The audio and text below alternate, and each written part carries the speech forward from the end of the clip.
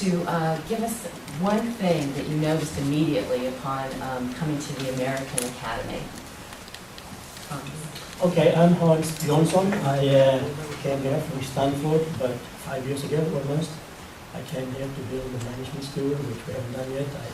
I had to do some deaning of the social sciences, humanities and arts yesterday, where I needed a dean. And I'm now the vice provost, and during my last semester here, I'm retiring after a long academic career.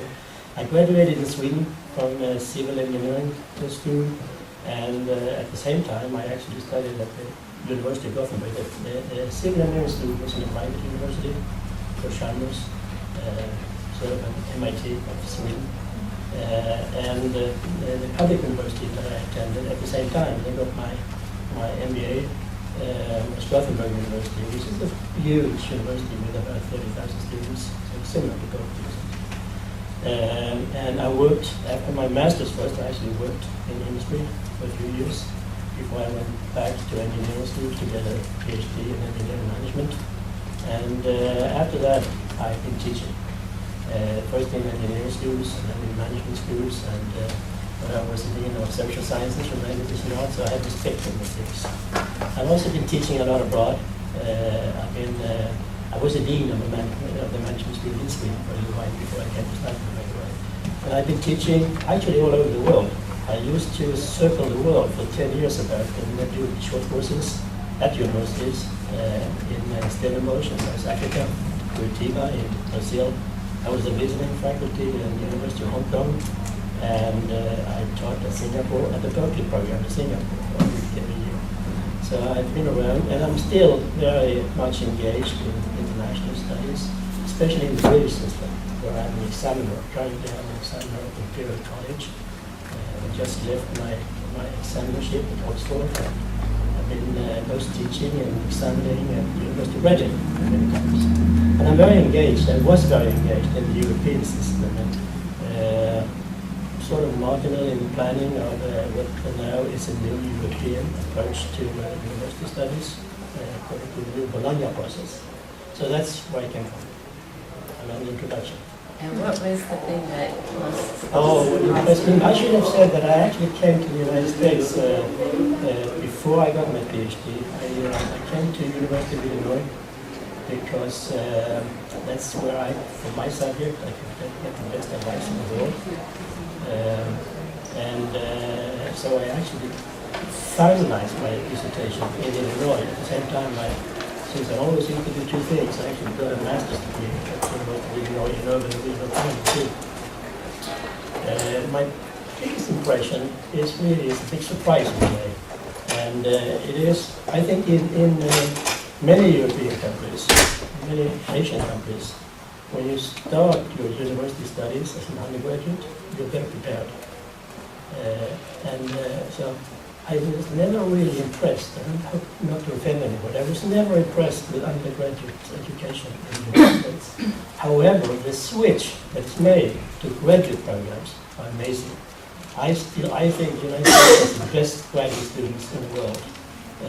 I know comparison. And the world is trying to copy it. That's what's happening right now. Everybody looks at the US for this.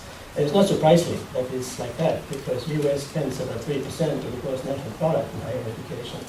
The OECD average is about 1.5%. So it's a big difference in resources that goes into the systems. But I think most people, most that I know are very impressed with graduate studies in the United States. My name is Paola, and I come from Italy, where I got my master's degree and then 3 years of specialization school in archaeology. My expertise is Middle Ages archaeology, and then I decided to come here for my PhD for the same reason as the ex-Shadin was saying, because I think that the PhD here is serious, while in Italy, I don't know, I didn't have the same feeling, and I decided to come here. The main difference was in terms of relationship between students and professors, I think. I was like shocked when I came because the environment here is very friendly between students and professors, while in Italy there is a huge distance. We cannot have this close relationship with our professors, so they are far from us, and This is, yeah, I think the main difference. Thank you. Hi, my name is Nitesh. I did my undergraduate in mechanical engineering from National Institute of Technology, Surat, India. And after that, I was a junior research fellow at Indian Institute of Sciences in India, in Bangalore. And when I came here for my PhD, and I really wanted to have a PhD from the US because it was very hard for me to like switch fields in India. Basically, I was working in engineering, and I wanted to switch into mathematics. Now, switching fields is something which is like really hard to do in anywhere else, and anywhere else, like you need to prove yourself really worth it to be like justified to do a change. But here it's like more accepted, and like that's like one major difference. That's also like the driving reason why I chose to do my PhD here. Another thing is, like as Paola pointed out, the relationship is very different. My professor, my advisor treats me as an equal here, which I just cannot imagine happening in India. It's really different there. Hi, my name is Virginia Adan-Lifante. I'm from Spain. I studied there what would be more or less a BA in Filología Hispánica, Hispanic Philology. And after that I came to the United States, and my degree in Spain was considered like a master degree. So I started my PhD when I arrived in Santa Barbara. I didn't come to the United States because I wanted to to study a PhD. I came for personal reasons, and I decided to study a PhD. But the main difference I find between the Spanish system at the university and here is more or less the same that my colleagues have mentioned. I was amazed for the casual relationship between students and professors, not only at the graduate level but also undergraduate level. Even the way the students attend the classes, the way they dress and all that was very shocking for me, because we tend to dress more formally to attend the university. Students and professors, we try to look very well here too, but it's different. It's different. So in every aspect, eating in class, drinking, we wouldn't have any drink in a Spanish university in this room. So of course no food. So that's where the main difference, I think. Also, what Hans mentioned about preparation, I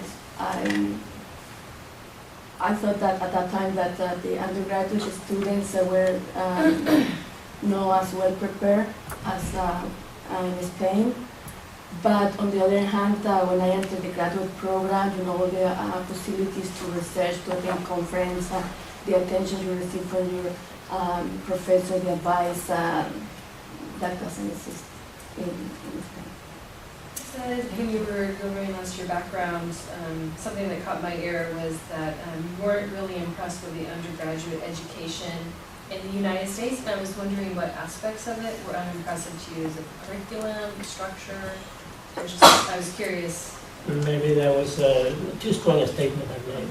I probably emphasize that I think the preparation is not what it is in Europe. For example, if you do in Europe, and if you go to Italy or Spain or France or Scandinavia, the students will have done a lot of mathematics, and it's not really done here. So you get a little surprised sometimes that things are not known. And I noticed when I was in Shah, even reading literature and so on, that I always did in my life, and I noticed that I knew more about American literature than many of the literature students even.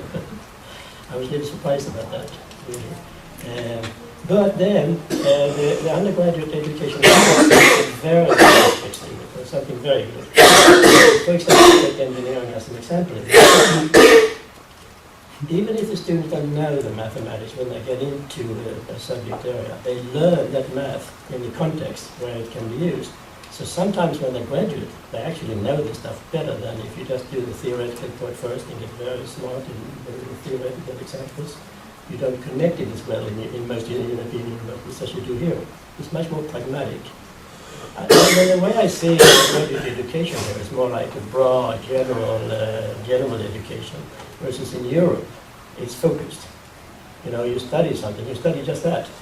You study Spanish, you study Spanish for that semester, nothing else.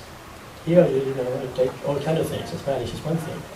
And you don't have in Europe, most universities, you don't have, arts courses and sports and things like that. It's not on the, on the horizon in most European Yeah, universities. because universities are just to study. It's Not to do academic. sports or to have clubs. Or, no, you go and you study and that's it. If you want to do sports, you register in a gym or something like that. But what you can expect from the university is just classes and that's it. And here I think that university in that aspect offer more. I don't know if it's good or not, I don't know, but it's different. And I also want to add to what Hans said, that I think the preparation in the, at least in Spain, starting high school, this high school curriculum is much harder than here. So if you compare what a Spanish student in high school has to study and what they do here, it's a big difference. So the habit to study, so having students that enter university without knowing how to study the university, that doesn't happen, because really in high school, it's kind of very similar to what is expected for them in high school is the same that is going to be expected for them in university. Thank you.